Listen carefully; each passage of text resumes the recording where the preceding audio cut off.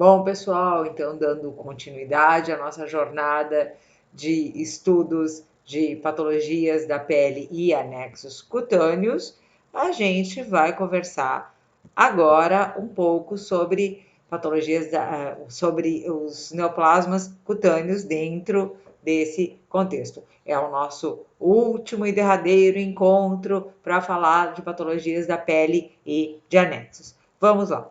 A gente vai subdividir essa aula falando de tumores que afetam essencialmente a epiderme, como o papiloma e a outra parte maligna, que é o carcinoma de células escamosas. A gente vai falar do sarcoide, tumores de folículo piloso e glândulas anexas. Depois vamos passar para os tumores da derme, uma paradinha especial sobre os mastocitomas e falar de tumores metastáticos. Para finalizar, a gente vai completar falando sobre lesões não neoplásicas ou lesões císticas, mas que são tumorais, né? E que às vezes incitam, são muito comuns e incitam bastante dúvida por aí.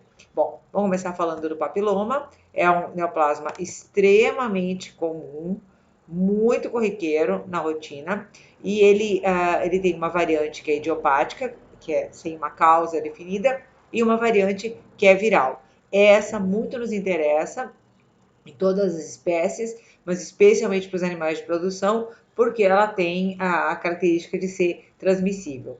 Pela estupato, geralmente é possível a gente diferenciar uma da outra. Só lembrando aqui, ó, presença de coilócitos, que a gente viu lá na descrição, lá no nosso glossário, que são aquelas células que indicam bastante a infecção viral, e inclusões virais também, às vezes, são vistas nos papilomas virais. Tá? Além de todos esses outros achados, que a gente não vai detalhar aqui, vocês não precisam decorar isso, mas é legal saber que dá para fazer a diferenciação pela estupato.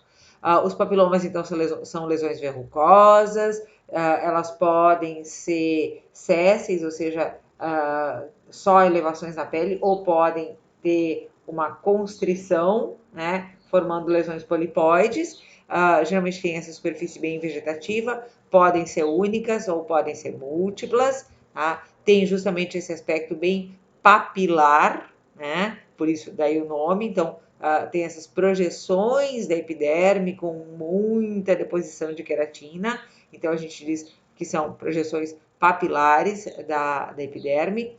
Como eu falei, podem ser múltiplas. Aqui nesse bovino está na região de pescoço, mas nos bovinos com muita frequência, em vacas de leite, ocorre no úbere. Então, vocês imaginem quase que uma colmeia dessas de papilomas no úbere, o quanto isso é complicado para a produção leiteira, seja na hora de ordenhar manual ou então com uma ordenhadeira, pior ainda, e o fato disso ser transmissível e poder ser carreado de uma vaca para outra, especialmente no momento da ordenha. Tá? Então, se liga que isso é um problema bem sério. Vocês vão falar mais sobre isso lá na doenças infecciosas, como controlar, inclusive. Bom, a contraparte maligna desse neoplasma, ou seja, outro neoplasma de epitélio de revestimento, o epiderme, é o carcinoma de células escamosas. Então, a variante maligna, ele é um neoplasma cujas células epiteliais sofrem diferenciação para células da camada espinhosa e tem por característica também produzir bastante queratina. A queratina é essa que descama. Então, em função disso, ele vai ter essa característica de ser um neoplasma que é proliferativo, mas também é muito destrutivo. Ele invade muito para os tecidos adjacentes. Então, às vezes, no início, ele aparece como feridas simples, muitas vezes os tutores até negligenciam isso, e eles vão crescendo, ó, formando sempre essa borda muito elevada, mas com uma lesão ulcerada no centro. Às vezes ele tem um aspecto bem nodular, ele é bastante exudativo, tá? Às vezes mais esse aspecto de superfície irregular e vegetativa, e por vezes ele ocorre também no interior do conduto auditivo. Ele pode ocorrer em todas as espécies animais e percebe aqui, ó, aqui numa vaca, e ele ocorre justamente no dorso, que é uma área de alta insolação, e numa região de pele mais clara. Isso também é uma característica do CCE. Ele ocorre geralmente em regiões com menos pigmentação e mais destituídas de pelo. Por exemplo, nas ovelhas, ele ocorre com muita frequência na vulva, especialmente naquelas ovelhas que foram submetidas a corte de cola bem curto, bem rente. Então, ficam com a vulva mais exposta à radiação solar. Tá? Um detalhe só, vejam a lesão séssil, bem crostosa, bem vegetativa, com muito exudato, por isso tanta crosta na superfície. E aqui, uma lesão de CCE tratada, de certa forma, né? Com o que os proprietários tentaram passar pelo menos um repelente para insetos, uma lesão bem destrutiva na face, no focinho de um equino. Nos equinos eles ocorrem, nos equinos e nos bovinos em geral, eles também ocorrem com muita frequência na região periorbital, no entorno das pálpebras ou até no olho mesmo, na própria conjuntiva ocular. Nos ovinos, então, nas regiões mais deslanadas, como na face, aqui então no focinho, aqui ele precisa ser diferenciado de ectima contagioso dos ovinos. Sobre essa doença vocês vão falar nas patologias do digestório com a Prof. Fabi, tá? E, enfim, nos felinos, onde aqui a gente tem a apresentação bem clássica dele.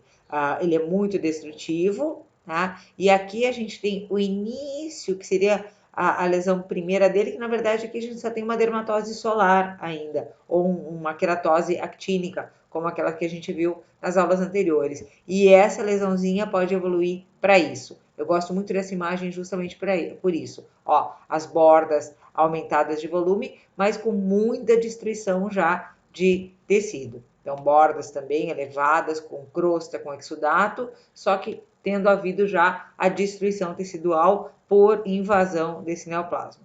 É importante lembrar, de novo, que essas lesões iniciam como lesões muito pequenas, pequenas feridas, espessamentos da pele, áreas mais eritematosas e que vão progredindo para essas lesões ulceradas e podem chegar a situações como essa e até muito mais graves, com amplas áreas de destruição da face.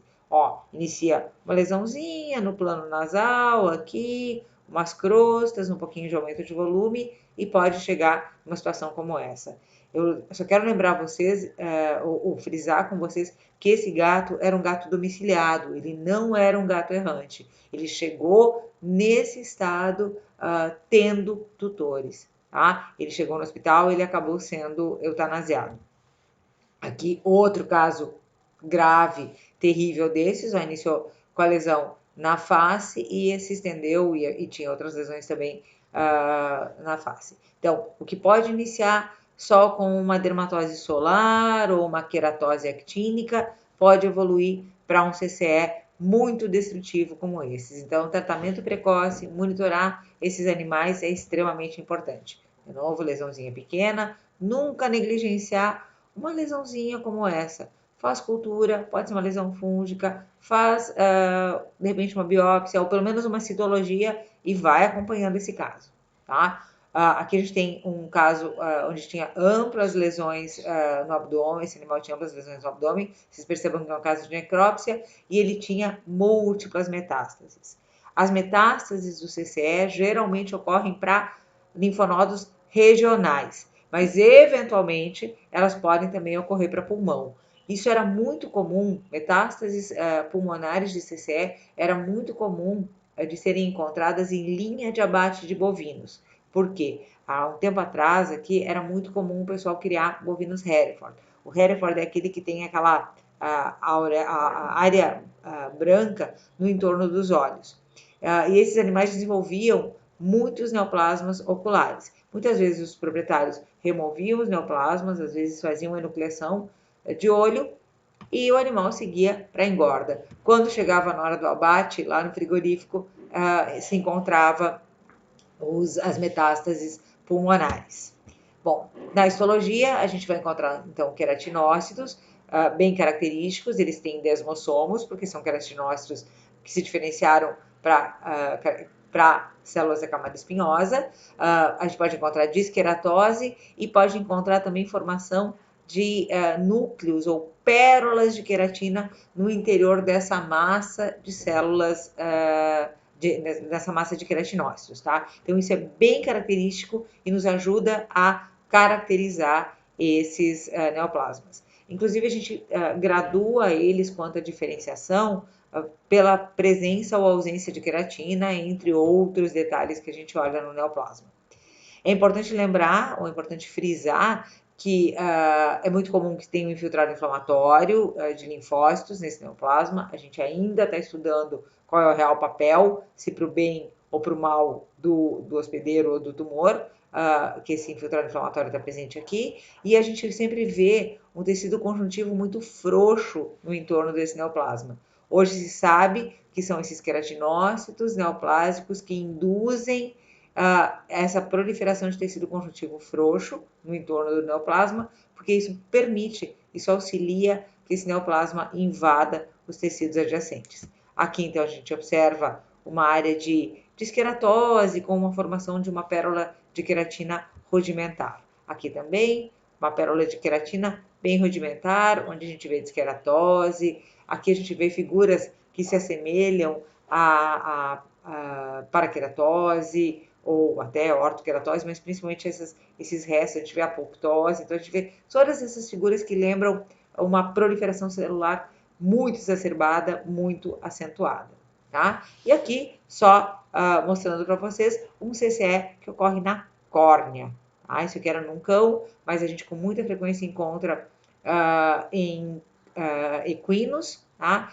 Enquanto que nos bovinos a gente encontra mais na região na periferia do olho, na pálpebra e no entorno dos olhos, na pele no entorno dos olhos. Quanto à etiopatogenia, a gente sabe que o CCE ele tem essencialmente, ou ele é a iniciação das células é induzida essencialmente por radiação ultravioleta, tá? Então, são mais suscetíveis às áreas despigmentadas e com menor quantidade de pelos, né? Então, com rarefação de pelos. Então, ver esse nariz rosa desse felino, não é à toa que ele tem que estar se tapando, tá? Mas isso ocorre também em caninos e ocorre nas outras espécies. E mais recentemente, não tão recentemente, né? Isso lá já em 2010, foi proposto a participação de papilomavírus também na patogenia dos CCS. A gente ainda não sabe exatamente de que forma, se ele pode ser um iniciador, se ele pode ser um promotor, se ele auxilia, se ele induz a proliferação da célula, se ele induz uma lesão primária e essa lesão que vai se transformar no CCE. Então, ainda tem muito para estudar e eu vou deixar essa referência, se vocês quiserem dar uma olhada no artigo, eu deixo a referência lá no IAL, tá? Muito bacana esse artigo.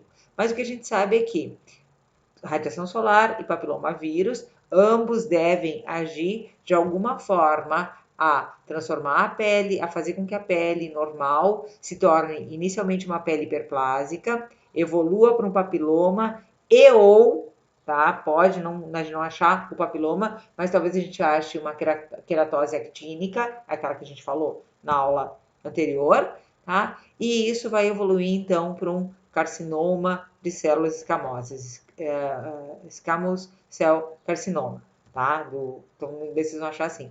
O que é legal, vocês não precisam decorar esse slide, calma, tá? Mas o que é muito bacana vocês verem é a quantidade de mutações que a gente vai encontrar, que já foram detectadas em vários trabalhos, em cada uma dessas fases. Então, olha aqui, ó, pele normal, nada de mutação, tudo tranquilo. Dermatose solar, algumas mutações já. Quando tem o CCE, olha o aumento da quantidade de mutações. E nos CCEs metastáticos, uma quantidade muito maior de mutações e alterações epigenéticas nessas células, tá? Então, caracterizando bem o perfil molecular dos CCEs. Outro neoplasma sobre o qual a gente precisa conversar, eu acabei colocando eles aqui ainda junto os tumores de epiderme, mas na verdade ele é um neoplasma que envolve alterações de células epiteliais e células da derme. E esse tumor é o sarcoide equino. Então, ele se apresenta como massas verrucosas, geralmente bem evidentes, ulceradas, com essa superfície vegetativa, tipo couve-flor, e muito exudativa. tá? Na histologia, o que caracteriza esse neoplasma, e isso é muito importante, é que nesse neoplasma a gente tem uma importante proliferação neoplásica da epiderme, com a formação dessas cristas epidérmicas bem extensas, bem exuberantes e muito ramificadas, que a gente chama de retipegs. Lembra lá daquela aula de glossário? Então, presença de retipegs com extensa proliferação dessa epiderme, com orto e paraqueratose, com acantose, com todos os elementos que indicam proliferação epidérmica. Muitas vezes a gente vê úlcera, então é muito importante, na hora da coleta desse material, pegar áreas de transição, né? Tentar pegar alguma área onde não está ulcerado, porque se eu não encontrar essa epiderme proliferada, eu não posso dar o diagnóstico de sarcoide, tá? E além da epiderme proliferada, eu também tenho proliferação neoplásica desse tecido conjuntivo, em princípio tecido que prolifera a partir da derme. Tá? Então, eu tenho proliferação neoplásica de tecido epitelial e de tecido mesenquimal, aqui no caso de tecido conjuntivo. O que é característico desse neoplasma é que essa proliferação dérmica, ela rechaça, ela empurra o tecido adjacente para a periferia. Então, a gente não encontra folículos pilosos, não encontra nenhum tipo de anexo cutâneo nessa área. Tá? Então, é uma extensa proliferação de tecido conjuntivo acompanhada de uma extensa proliferação de tecido epitelial com formação de retipegs, ou seja, essas cristas epidérmicas ramificadas. Vários autores tentam classificar esses neoplasmas de acordo com a macroscopia deles. Essas classificações elas ainda estão sendo trabalhadas e a gente sabe que, muito importante, pode existir uma variante dita como maligna porque faz metástase. Elas são raras, o que normalmente a gente tem nas nossas rotinas são indivíduos que são portadores de sarcoide e que cursam com o aparecimento de múltiplos sarcoides equinos. Tá? A maioria das lesões está distribuída na região de cabeça, com ainda ocorrência em membros, tá? Com muita frequência em membros e também aí no tronco e na genitália, mas com mais frequência em cabeça e membros nas nossas rotinas.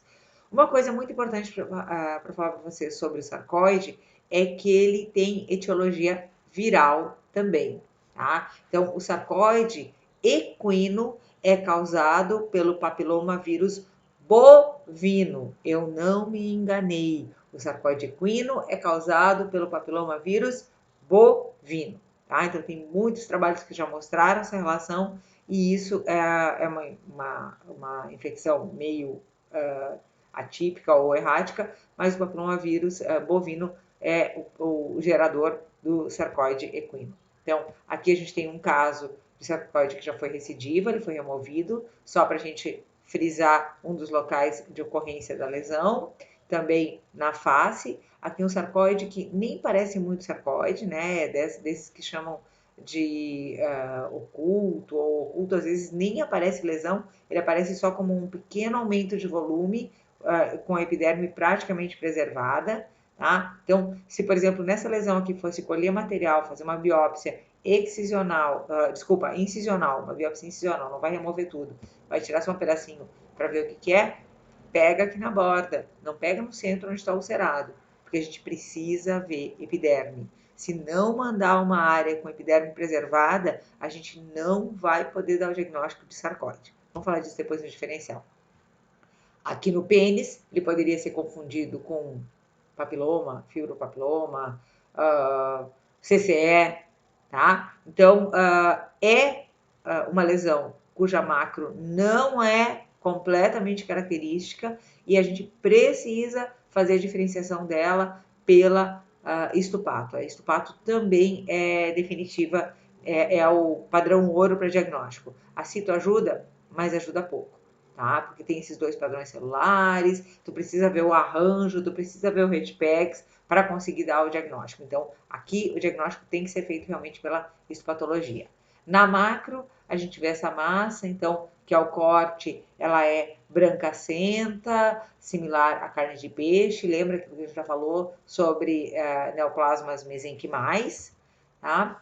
E os diagnósticos diferenciais extremamente necessários. Um primeiro diagnóstico diferencial muito importante, especialmente para as lesões nos membros, é diferenciar isso de tecido de granulação exuberante, aquele proud flesh, tá? Carne orgulhosa, que é uma tradução horrível que eu vi na TV outro dia, alguém fazendo num programa desses veterinários. Tá? Então, diferenciar do tecido de granulação, diferenciar a pitiose. Lembra, pitiose também ocorre em abdômen, mas ocorre especialmente em porção distal de membros, ocorre especialmente em região de face, assim como o sarcoide. Tá?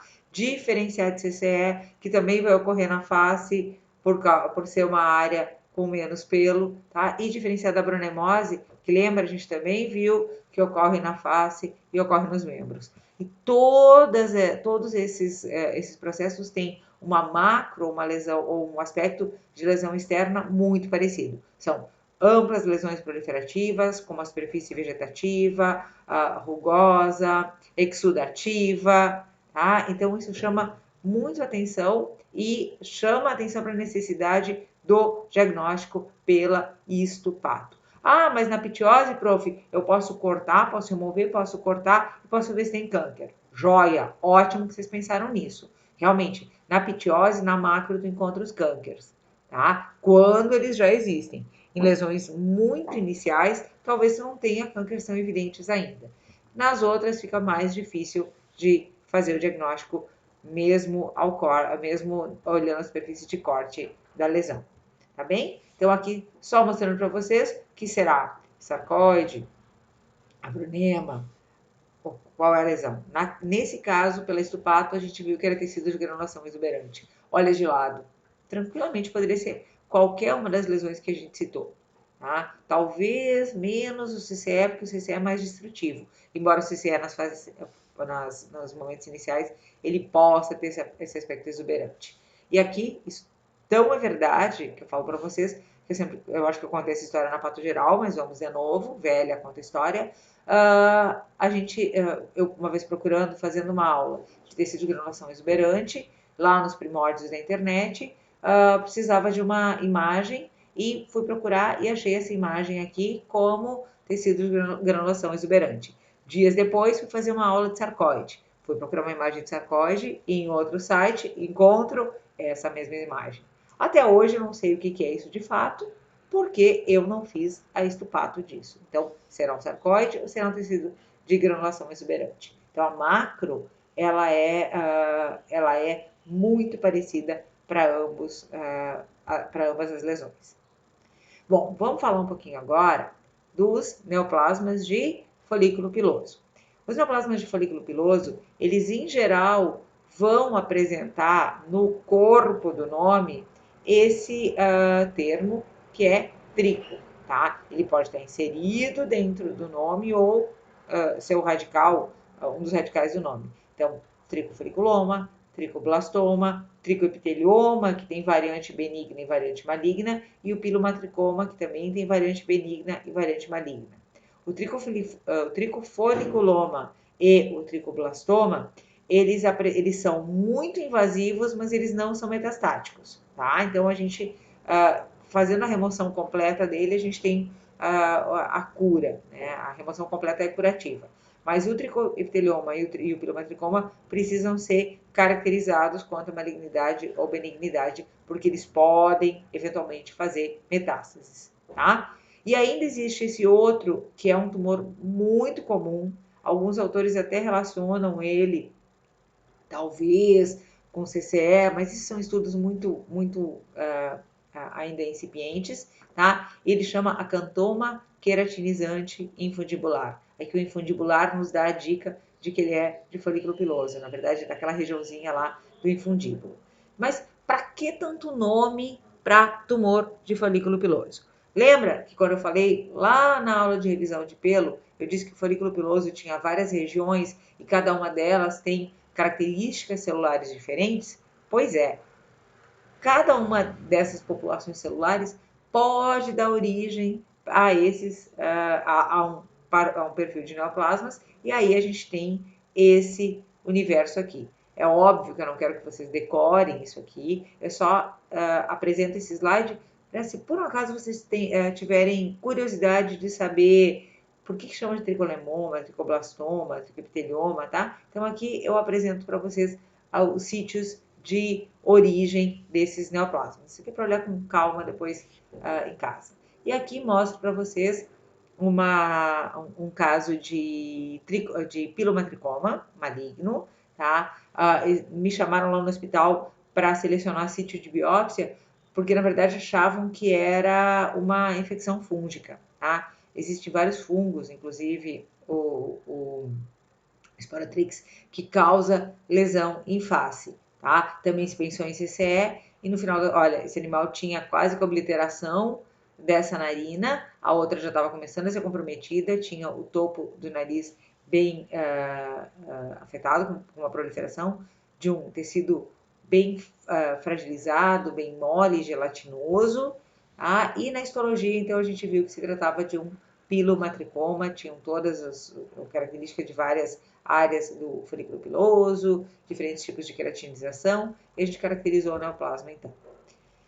Bom, vamos falar um pouquinho dos neoplasmas de glândulas apócrinas, ou glândulas sudoríparas apócrinas, né? Então, são aquelas glândulas sudoríparas apócrinas que promovem neoplasmas nos animais domésticos. E a gente tem, então, as variantes benignas, tá? Os adenomas e os carcinomas. Lembra que a gente falou lá, quando revisou a glândula apócrina, glândula sudorípara, que as glândulas sudoríparas têm o epitélio ductal, o epitélio da unidade glandular propriamente dita, constituído por aquelas células cuboides que sofrem decapitação. Depois tem o epitélio do ducto, que é em dupla camada, e ainda em torno disso tem células mioepiteliais. Então, de novo, lembra, quando eu penso no neoplasma que um tecido, que um órgão, um tecido pode ter, eu tenho que pensar que células existem naquele tecido. Então, nesse caso, a gente pode ter neoplasmas do epitélio glandular, propriamente dito, né, do adenômero da glândula, pode ter do epitélio do ducto de saída da glândula, ou pode ter tumor a partir ou um tumor que tenha também proliferação de células mioepiteliais. É do epitélio da glândula, daquela unidade, da unidade glandular, mas tem proliferação de mioepitélio. Aí a gente vai chamar de complexo, ou então de misto, se tiver também cartilagem e osso. Lembra? Mioepitélio lá na mama, que dava origem para cartilagem e osso? Aqui também dá. Então, a gente tem os benignos, né, de cada uma dessas unidades, ou com cada um desses conjuntos celulares, e os malignos. Então, carcinoma apócrino, carcinoma da unidade glandular. Ductal apócrino, carcinoma ou neoplasma maligno, lá do ducto de saída da glândula sudorípara. E carcinoma apócrino complexo e ou misto, aquele que tem proliferação de mioepitélio e pode ter também proliferação de cartilagem e de osso junto, certo? Vamos falar um pouquinho agora dos tumores de glândulas sebáceas e das sebáceas modificadas. Eu estou juntando isso aqui tudo para tentar facilitar. Talvez vocês depois precisem realmente tirar um tempinho, agora tá tudo zoado na cabeça, mas tira um tempinho, pense sobre isso, que vocês vão ver que não é difícil, que dá para entender, tá? Então, aqui a gente também vai ter as contrapartes benignas, vai ter uma contraparte, uma variante que é intermediário, a gente já falou sobre isso, e a variante francamente maligna. Os benignos, que a gente chama de adenomas, eles não fazem metástase e não invadem os tecidos adjacentes. Os epiteliomas, que são os intermediários, eles são muito invasivos, tá? Então precisam ser removidos com uma boa margem. Mas removendo eles com boa margem, a gente tem cura, porque eles não fazem metástase. Já, por outro lado, os carcinomas são as variantes essencialmente malignas, que fazem invasão para os tecidos adjacentes e que podem produzir metástases especialmente para linfonodos regionais, tá? Bom, e aí eu falei que são tumores de glândulas sebáceas e sebáceas modificadas. Então, quem são as sebáceas modificadas? São as glândulas de Meibomian, aquelas que ficam pro lado interno, na face conjuntival da pálpebra, e das glândulas hepatoides. Lembra, as hepatoides são aquelas também chamadas de perianais, que são aquelas unidades histológicas. Tá? A gente não vê a glândula hepatoide ou perianal na macroscopia. A gente só encontra elas na histologia e elas podem dar origem a neoplasmas. Então, de cada um desses, a gente pode ter uma variante francamente benigna, que é o adenoma sebáceo, ou adenoma de Meibomian, ou adenoma hepatoide. Para o sebáceo e para o Meibomian, a gente ainda pode ter aquele adenoma ductal, que é o adenoma do ducto de saída, tá? E para o sebáceo, Meibomian e hepatoide, a gente pode ter os epiteliomas. Eu chamo a atenção que o epitelioma, ele é, na verdade, uma proliferação das células de reserva. Lembra lá da aula de revisão que nessas glândulas sebáceas e sebáceas modificadas a gente tem aquelas células de reserva? Lembra que elas são glândulas de secreção holócrina, que a célula morre para fazer secreção? Então a gente tem que ter essas células de reserva que vão dar origem às próximas células, às novas unidades celulares. E às vezes essas células de reserva é que dão origem ao neoplasma, tá? E quando elas dão origem ao neoplasma, ele é um neoplasma de caráter intermediário. Bom, e por fim, os carcinomas, que são os francamente malignos. Pode existir carcinoma de glândulas sebáceas, então a gente chama de carcinoma sebáceo. Carcinomas de glândulas de Meibomian, então carcinoma de Meibomian, ou de hepatoides, então carcinoma hepatoide. Esse aqui eu também poderia chamar de carcinoma de glândula perianal, tá? Lembra que a gente já conversou porque não gosto de chamar disso. Só lembrando, então, onde estão as glândulas hepatoides, tá? E lembrando que elas também podem ocorrer na cabeça, perto, no abdômen, especialmente nos machos, no entorno do pênis. Lembrando que elas são mais presentes nos machos e que elas respondem ao estímulo da testosterona. Então, se acha que a testosterona é um fator que auxilia a proliferação dessas células, tá? Então, muitas vezes, junto com o processo de tratamento desses neoplasmas de perianal, se recomenda também a castração. E se sabe que a castração desses machos previne o aparecimento desses tumores de glândulas perianais. Isso é bem importante a gente saber. Bom, e para finalizar essa unidade, pelo menos, a gente fala ainda dos tumores de saco anal, de glândula do saco anal, tá? Ou de glândula anal, que são aquelas saculações que às vezes inflamam e que que podem conter um produto mal cheiroso, mas eles também dão neoplasmas. Tem os benignos, adenomas de saco anal, e tem os malignos. Os malignos têm vários padrões morfológicos, mas o que eu quero que vocês saibam sobre eles é que eles são bastante malignos, bastante agressivos, invadem muitos tecidos adjacentes e com muita frequência fazem metástase para linfonodos regionais, que no caso dele, linfonodos regionais são ilíacos e sacrais, ou seja, linfonodos que estão contidos dentro da cavidade abdominal. Então, meu povo, para fazer diagnóstico dessas metástases, vai ser necessário exame de imagem. Então, são metástases que ficam escondidas. Se liga nisso, porque é bem importante para a condução desses casos. Demais neoplasmas cutâneos, a gente tem os neoplasmas que surgem dos tecidos da derme, tá? Como o fibroma, que é o neoplasma benigno de fibroblastos, e o fibrosarcoma, que é a sua variante maligna. lipoma de células do tecido adiposo, né, de adipócitos, e a variante benigno, e o liposarcoma, que é a variante maligna.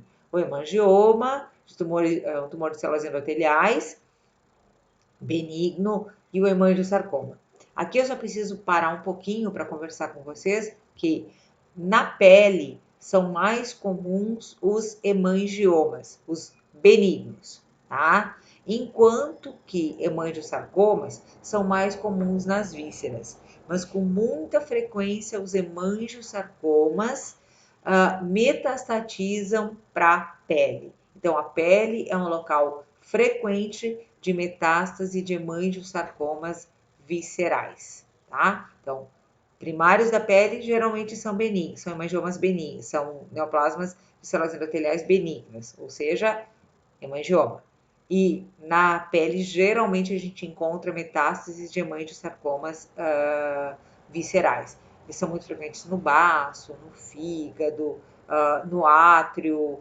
Vocês vão ver depois com a FAB esses neoplasmas. Bom, aqui só mostrando para vocês um lipoma, tá? Aqui um hemangiosarcoma, na verdade esse animal apresentava uma ferida no flanco, tratada por meses e meses e meses. Eu acho que eu falei disso para vocês lá na cicatrização. E quando ele morreu de forma aguda, porque tinha hemangiosarcomas, um aqui na parede, e é por isso que essa ferida não cicatrizava. É de um tempo que a gente não tinha ultrassom no hospital, o exame de imagem era muito complicado de se fazer, de se conseguir fazer. E ele tinha hemangiosarcomas em vários órgãos, inclusive no fígado, e um desses rompeu, e esse animal morreu de forma aguda por choque hipovolêmico. Tá? Então, olha aqui, ó, ele tinha múltiplas metástases cutâneas, tinha metástases pulmonares, a gente não sabe onde era o tumor primário, de fato, metástases no músculo, nos músculos da cabeça e metástase encefálica também. Esse é um outro caso bem interessante. Foi um condrosarcoma mesenquimal, né? Ele recebeu esse sobrenome mesenquimal pelo grau de diferenciação dele. E ele não estava relacionado com nenhum tecido ósseo.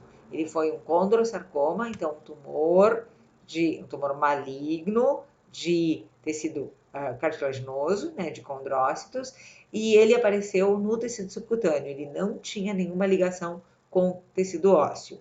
Às vezes a gente pode encontrar osteomas e osteosarcomas também no tecido subcutâneo, tá? Então aqui só a imagem dele, e ele era solto sobre a pele, ele não estava relacionado com nenhum tecido ósseo. Que todos os testes que a gente fez para provar realmente que era um condrosarcoma. Rabdomyosarcomas também são comuns, então tumor, o que? Maligno, de músculo esquelético. Pode ser de músculo liso também? Pode. Pode ser de músculo piloeretor? Pode. Então, todas essas estruturas podem dar origem a neoplasmas. E ainda um outro, que é um neoplasma aí existem algumas divergências sobre a origem desse neoplasma aqui, se ele é de células dendríticas, aquelas células de Langerhans, ou se ele é de macrófagos residentes, tá? Mas ele chama histioestoma fibroso maligno. É um neoplasma muito agressivo, tá? E ele é de diagnóstico difícil, ele faz parte de um complexo sindrômico de lesões que muitas vezes são localizadas, mas também são sistêmicas. Aqui o aspecto dele, ele forma células gigantes, então tem muitas células tipo inflamatórias e proliferação de células que parecem de tecido conjuntivo. Então, é uma variante bem complicada. Vamos falar um pouquinho, juro que é um pouquinho só, sobre mastocitomas, tá? Esses tumores são neoplasmas originados de mastócitos, então são neoplasmas de mastócitos. Eles podem aparecer como únicos ou como múltiplos, eles apresentam diferentes aspectos. Eu gosto dessa imagem porque mostra desde nódulos pequenos, só elevados, até nódulos grandes e ulcerados, tá? Tudo isso no mesmo animal. Aqui a gente não sabe se isso aqui é invasão ou se são metástases, tá? A gente não sabe da continuidade que existe entre esses neoplasmas. E na histologia, então, a gente observa essas células arredondadas, com um amplo histoplasma e muitas vezes grânulos nesse histoplasma. Tá? Aqui, então, bastante granulação, formam essas fileiras, isso permite a gente ter o diagnóstico. Esses neoplasmas, apesar do nome deles, né, de seu nome aparentemente benigno, eles sempre são malignos, e o que a gente faz é graduar eles quanto ao grau de malignidade. E essa graduação ela é prognóstica e ela é preditiva. Então, ela é prognóstica porque permite a gente pensar qual é que vai ser a sobrevida desse animal, e ela é preditiva porque permite fazer a escolha da terapia que vai usar. Alguns clínicos gostam de usar a classificação desses neoplasmas feita por esse autor, Patnaik, lá nos idos de 80, tá? E que a gente fez um estudo, esse trabalho aqui é nosso, a gente citou outros autores, vamos se citar também, tá? A gente fez um estudo com a caracterização desses tumores, e aí são caracterizados em grau 1, de menor malignidade, grau 2 de malignidade intermediária e grau 3 de alta malignidade. O grau 3 é o que tem mais chances de fazer metástase, ele é o mais agressivo deles e mais reticente a tratamento. Então, tem que fazer tratamentos bem específicos para cada um deles. Cada um responde a terapias diferentes que vocês vão trabalhar lá na clínica. Ou ainda existe a outra classificação, que é de Kueppel, que ela é bem mais recente, já é dos idos de 2000 e bastante, e ela propõe que a gente classifique esses neoplasmas em alto grau e baixo grau. Simples assim, tá? Claro que a gente vai olhar para cada um deles diferentes características, então o fato de achar, por exemplo, células multinucleadas, já coloca ele em alto grau, independente se tinha grânulo, se não tinha, se as células estavam organizadas num padrão ou no outro, tá? Então, o que a gente percebe é o seguinte, ó, os grau 1 são baixo grau tranquilamente, os grau 3 são alto grau tranquilamente. O que a gente tem é uma divisão aqui dos grau 2. Alguns entram como alto grau e alguns entram como baixo grau, tá? A gente ainda está estudando o que a gente faz na nossa rotina. A gente dá as duas classificações, para que o clínico decida qual ele quer usar, porque de repente ele usa um protocolo quimioterápico baseado na classificação de Patnaik. Show de bola. Ou daqui a pouco ele usa um protocolo de manejo baseado na classificação de Kueppel. Tranquilo, ele tem o resultado dos dois jeitos, tá? E aí vocês também, depois na vida técnica de vocês, vocês vão decidir qual que vocês preferem. Só preciso falar ainda uma coisa sobre o mastocitoma. Ele é um dos neoplasmas que é mais acompanhado, ou um dos neoplasmas que apresenta o maior número de síndromes paraneoplásicas, ou seja, a gente tem o neoplasma e tem outras doenças que aparentemente não tem nada a ver com o neoplasma, mas são induzidas por ele. Isso são síndromes paraneoplásicas, tá? E talvez uma das coisas mais importantes da gente salientar, né, é o aparecimento de úlceras gástricas em animais que apresentam mastocitomas. Tá? E aí, claro, depois vocês vão falar isso lá no digestório, mas até mastostomas que a gente não detecta, que estão lá no intestino, e o animal tem uma úlcera gástrica por causa disso. Tá? Então, por que isso ocorre? Porque o mastocitoma, ou mastócito, ele contém histamina. E as células do mastocitoma, elas seguem produzindo histamina. E a gente sabe que a histamina vai lá no estômago, nas células parietais do estômago, nos receptores H2 das células parietais do estômago e estimulam essas células do estômago a secretar ácido, tá? Secretam ácido clorídrico, esse ambiente de muito ácido vai acabar, aqui ó, o ácido vai acabar agredindo as outras células do estômago e causando uma úlcera. Então, não raro a gente encontra animais portadores de mastocitoma que vêm a óbito porque tiveram uma hemorragia gástrica absurda ou que tem complicações com vômito, diarreia e outras lesões em função de úlceras gástricas induzidas pelo mastocitoma. Tá? Ele também causa uma série de outras alterações em padrões bioquímicos, em níveis séricos de diferentes elementos e também pode causar um tipo de pênfigo, que é uma lesão imunomediada de pele paraneoplásica. Tá? Bom, metástases de neoplasmas cutâneos, a gente tem os tumores mamários, que com razoável, que talvez sejam, dentre todos, os que mais fazem metástase para a pele, os hemangiosarcomas, como eu falei para vocês, os viscerais que fazem metástase para a pele, e outros casos bem esporádicos, como por exemplo a Prof. Fábio pegou alguns dias atrás, o neoplasma renal do rim, né, que fez metástase para a pele. Então, vá saber, né? Podem ocorrer. Eu só, para finalizar, muito rapidamente, eu preciso comentar com vocês que existem tumores, massas tumorais não neoplásicas, que muitas vezes causam bastante susto para tutores, porque com muita frequência elas, na sua grande maioria, né, especialmente os cistos, eles são lesões intradérmicas, e quando eles rompem dentro da derme, eles incitam uma resposta inflamatória muito intensa. Então, os tutores chegam reportando que aquele animal apresenta uma lesão que cresceu muito rapidamente. E, na verdade, é um cisto desses que rompeu para dentro desse subcutâneo da derme e incitou uma resposta inflamatória. Tá? Então, só olhando, os cistos mais comuns são os cistos foliculares infundibulares, são cistos constituídos por, como se fossem grandes folículos pilosos, mas que não tiveram continuidade com, não saíram para esse folículo piloso, ele não teve continuidade com a epiderme, então ele fica contido dentro da derme, produzindo aqueles rudimentos de queratina, estruturas similares a pelo, às vezes inclusive pelo. Aí a gente vai ter o cisto folicular infundibular e o cisto folicular ístmico, tá? E como eu falei para vocês, eventualmente eles formam essas massas bem nodulares, mas que elas estão lá na derme, de fato, e às vezes elas rompem, ou às vezes elas rompem externamente ou para o interior da epiderme e incitam uma resposta inflamatória muito intensa. Tá? Então, aqui só um detalhe: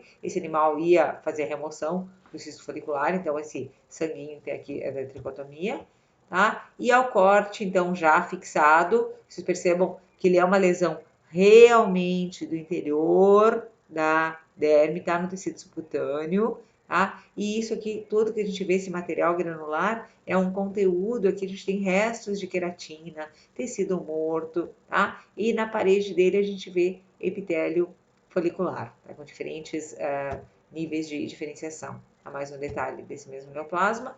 E aqui um outro, só para ilustrar também, um cisto apócrino. É um cisto de glândula sudorípara. O que a gente encontra no conteúdo? Nada, né? Porque a gente encontraria suor, na histologia não vai aparecer. Então, isso aqui é bem corriqueiro da gente encontrar, tá? Então, são os detalhes dessa mesma lesão. E com isso, a gente encerra essa nossa conversa sobre neoplasmas e que foi, no final das contas, que a gente completou falando também um pouquinho sobre essas lesões tumorais não neoplásicas. E aqui a gente acaba, então, as nossas conversas sobre patologia da pele e anexos cutâneos. Estamos prontos para os próximos conteúdos, então. Até lá!